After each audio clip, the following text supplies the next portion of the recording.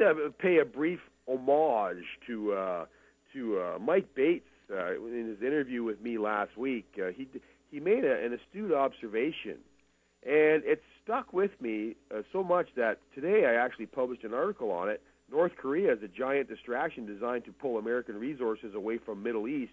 Iran colluding with North Korea.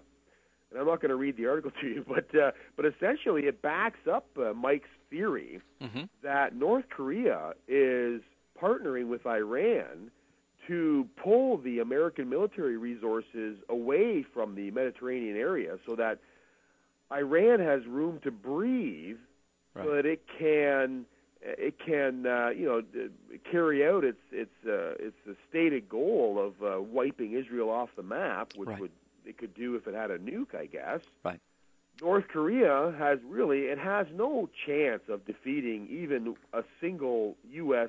nuclear submarine in a war. Right. But is its intention with the ceasefire ending and the firing missiles into Japanese waters, is all of this intended to draw fire away from their buddies, Iran, the Persians? Well, you know, the Bible sort of backs this up by say sort of. It's not really sort of. You know, you've documented this yourself in Daniel 11. It says, He shall stretch forth his hand also upon the countries. The land of Egypt shall not escape.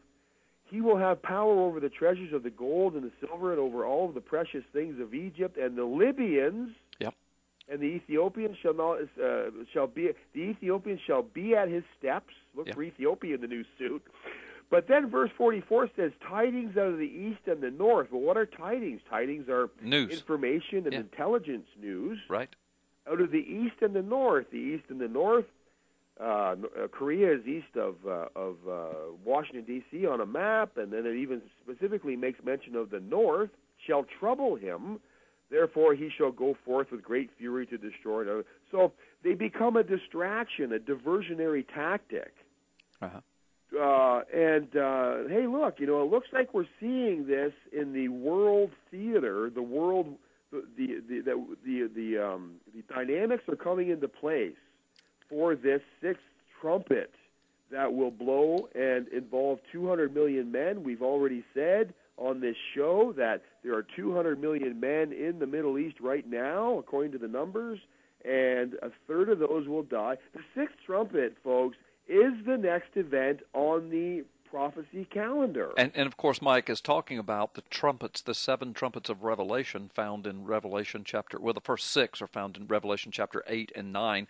The 7th one doesn't actually blow until chapter 11, but chapters 8 and 9, the first 6 trumpets. And the 6th trumpet gives prophecy of what seems to be a massive war in the Middle East, and not just anywhere in the Middle East, but somewhere right around Iraq, Iran, and involving a multinational coalition. And you're saying that you believe you're watching the build-up to that right now.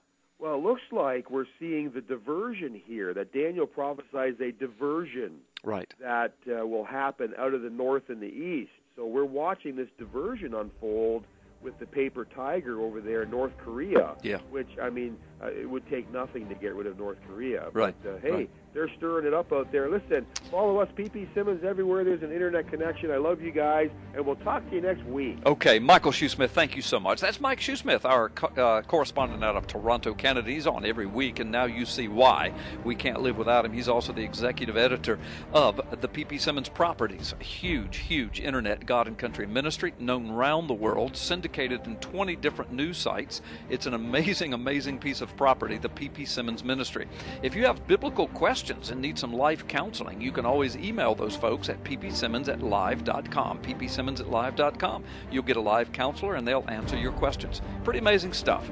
Well, folks, you're listening to Freedom Friday with Carl Gallups.